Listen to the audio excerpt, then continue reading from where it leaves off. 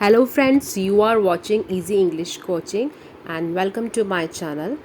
Today my video's topic is the poem The Banyan Tree and it is written by Rabindranath Tagore ji.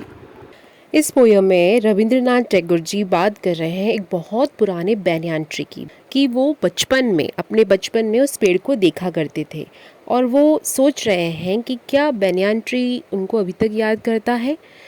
जब वो boy थे तो वो क्या चाहते थे कि वो काश वो एक विंड होते, वो हवा होते जो उस की शाखाओं से गुजरती है, बहती हुई गुजरती है, या फिर एक बर्ड बन जाते जो उनकी शाखाओं पर बैठती।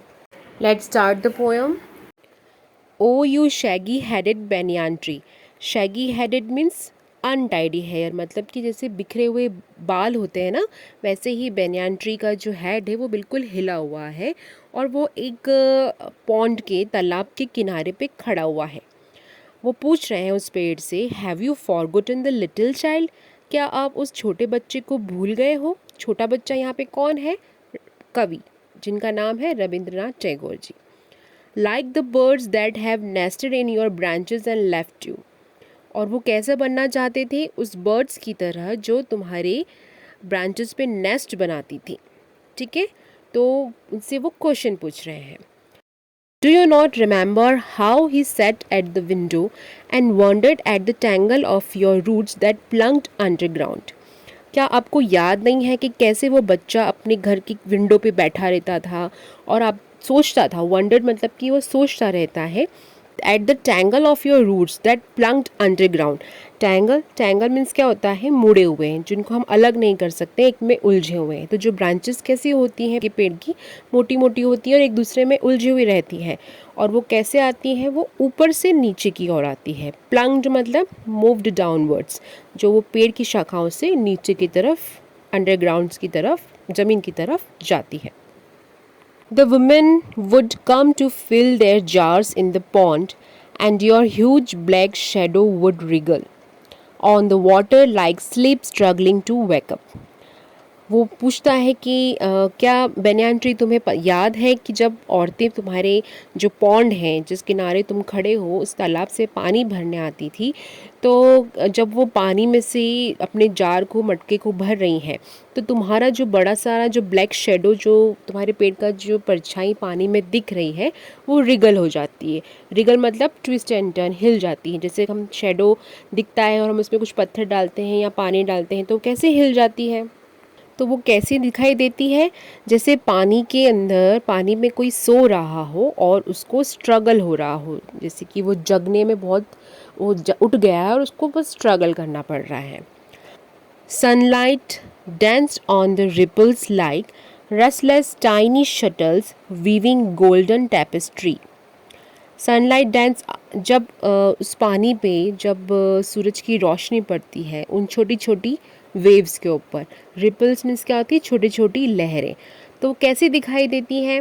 वो रेस्टलेस मतलब क्या होता है कि वो लगातार, वो रेस्ट नहीं कर रही, वो लगातार चलती जा रही, मूव करती जा रही हैं।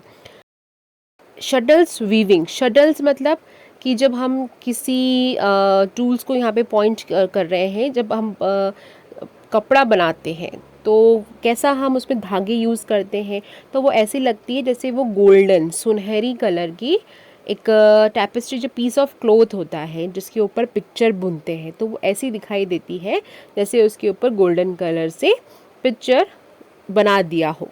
Two ducks swam by the woody margin above their shadows.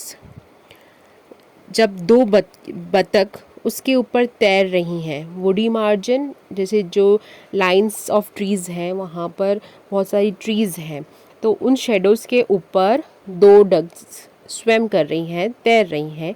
And the child would sit still and think, और जो बच्चा है वो बैठा हुआ है और वो अभी तक वो सोच रहा है। He longed to be the wind and blow through your rustling branches. क्या सोच रहा है? वो इस नेचर को निहार रहा है और उसकी खूबसूरती में वो इतना मगन हो गया है कि वो ये सोच रहा है, वो ये चाहता है।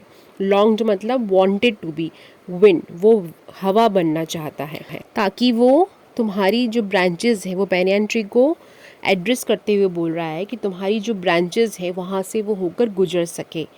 To be your shadow and lengthen with the day on the water, और तुम्हारे साथ शेडो बनना चाहता है, तुम्हारी परछाई में रहना के साथ रहना चाहता है। परछाई जो जैसे दिन बढ़ता है वैसे वैसे वो परछाई बड़ी होती जाती है। To be a bird and perch on your topmost twig, bird बनना चाहता है और बैठना चाहता है तुम्हारी सबसे ऊंची जो ट्विग है, जो शाखा है, उस पर बैठना चाहता है, जो चोटी जो ऊपर टॉप रहता है ना ट्री का, वो। And to float like those ducks among the weeds and shadows, और तैरना चाहता है उन डक्स की तरह जो पानी में तैर रही हैं, तुम्हारे शेडो से होकर गुजर रही, जो तुम्हारी जो शेडो पानी में दिख रही है उसमें से होके गुजर रही है, वैसा मैं डक बनना चाहता हूँ। तो यहाँ पे जो रविंद्रनाथ टैगोर जी हैं वो किसको किसको अप्रिशिएट कर रहे हैं? बैनियान ट्री को अप्रिशिएट कर रहे हैं, नेचर को अप्रिशिएट कर रहे हैं, वहाँ नेचर की खूबसूरती को वो यहाँ पर डिस्क्राइब कर रहे हैं।